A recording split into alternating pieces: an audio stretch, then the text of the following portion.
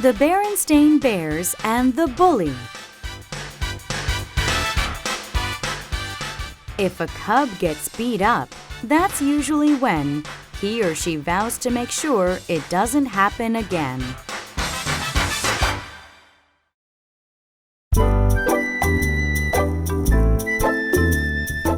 One day, Mama, Papa, and Brother Bear were busy in the yard when Sister Bear came home crying.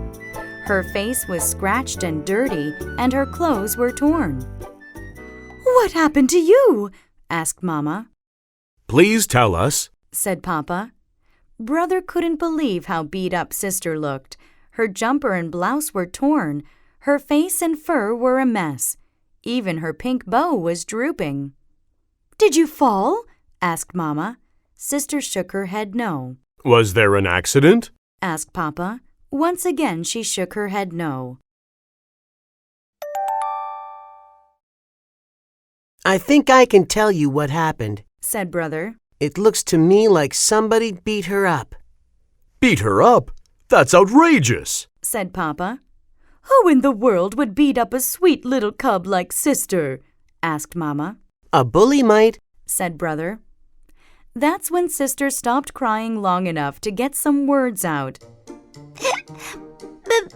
Brother's right, she sobbed. "A no-good, nasty, rotten bully beat me up, and for no reason!" Just the thought of it made her so angry that she started to cry all over again.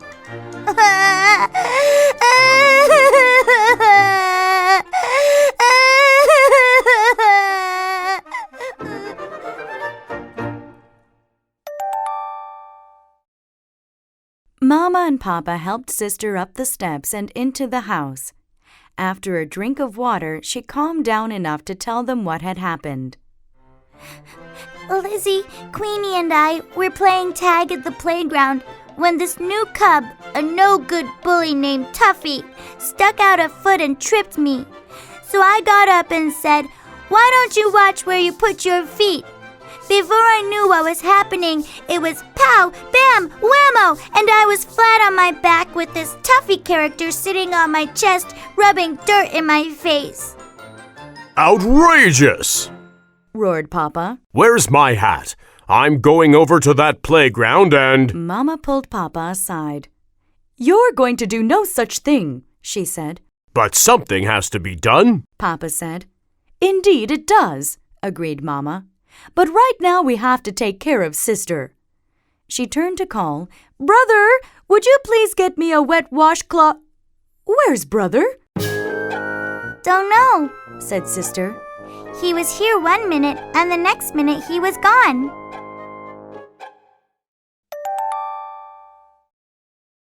Lizzie and Queenie were still at the playground when Brother got there.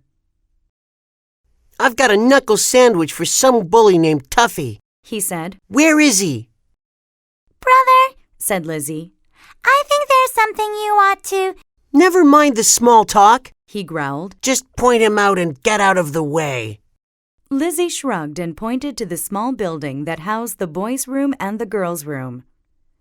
But there was no one there. No one, that is, but a little girl who was coming out of the girls' room. But hold everything! The little girl was wearing a T-shirt that said Tuffy. "You're Tuffy?" said Brother. "Yeah," she said. "Want to make something out of it?" But you're a girl," said Brother. "What did you expect me to be, an eggplant?" said Tuffy. Brother Bear was shocked right down to his very bones. The big bully he was going to clean up the playground with was not only a girl, but a little girl at that, maybe even a bit smaller than Sister. When Lizzie and Queenie came over to watch, Tuffy figured out who Brother was. "Hey," she said, "you must be the big brother of Little Miss Pink Hairbow. She got fresh, so I cleaned her clock. Want to make something out of it?" That was exactly what Brother wanted to do, but there was no way he could hit a girl. If he did, then he'd be the bully. It was all he could do to turn away and leave. Chicken! Just like your sister! yelled Tuffy. Brother headed home, hands in pockets, staring at the ground.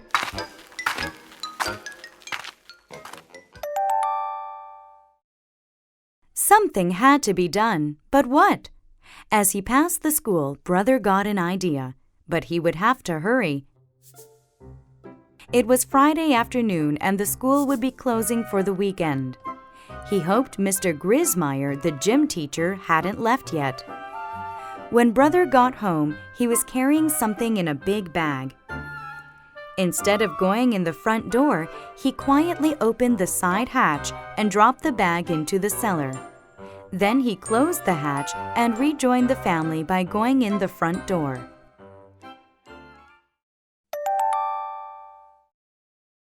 "Where have you been?" asked Mama. "We've been having a family meeting."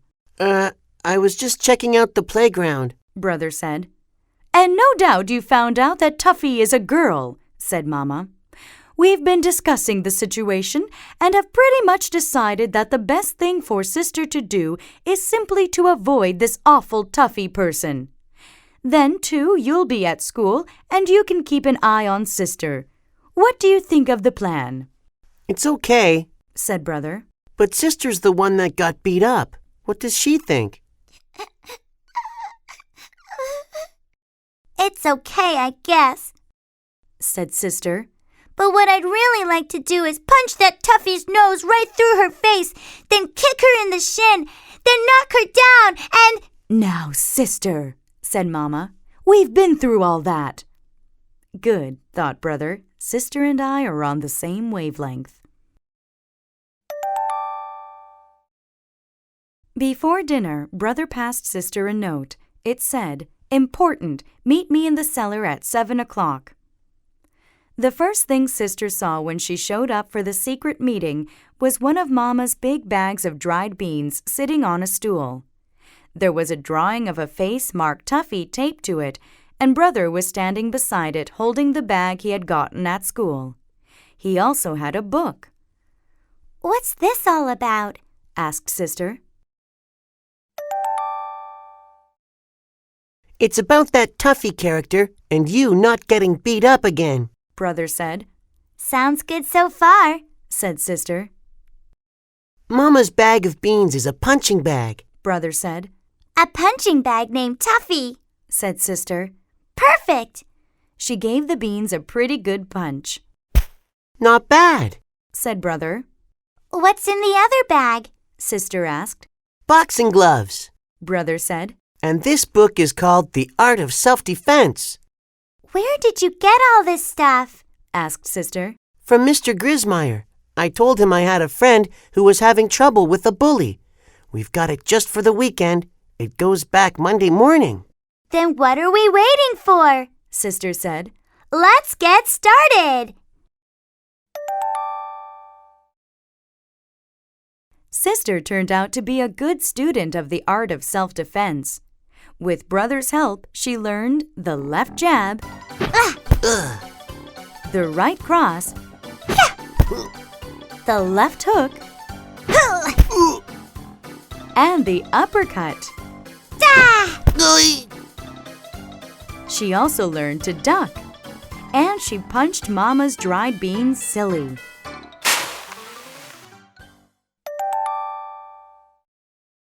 "Well, you learned quite a lot over the weekend," Brother said on Monday morning. "but there's something very important for you to remember.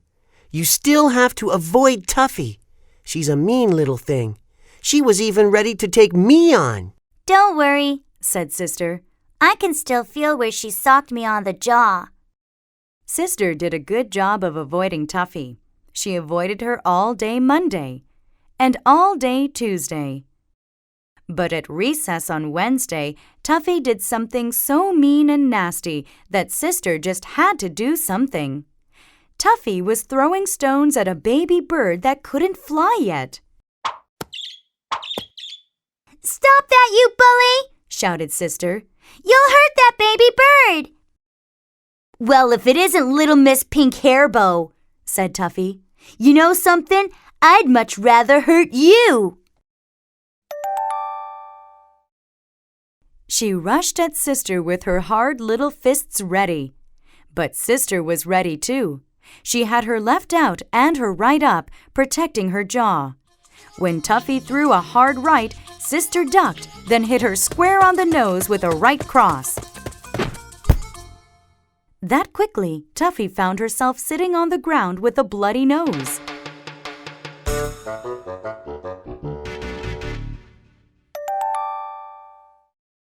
And almost that quickly, one of the recess teachers swooped down on Sister and Tuffy, pulled them into school, and sat them on the principal's discipline bench. Sister's mind was a blurry mix of pride that she had protected the baby bird and shock that she was sitting on the principal's famous discipline bench. But she was even more shocked when she saw that Tuffy was crying. What are you crying about? I only hit you once, Sister said. I'm not crying about that, said Tuffy. Then what are you crying about? Sister couldn't help wondering what could make a cub as tough and mean as Tuffy cry. If the principal tells my mom and dad about this, said Tuffy, I won't be able to sit down for a long time. Thought Sister. Here's a cub who maybe gets hit a lot at home. Maybe that's why she likes to hit other cubs at school. But Sister didn't think about that for long. She was too worried about what was going to happen to her. Mr. Honeycomb, the principal, was very strict about fighting. The way it turned out, one of the other recess teachers had seen the whole thing and told Mr. Honeycomb that Sister was just trying to protect a baby bird. So Mr. Honeycomb let Sister off with a warning.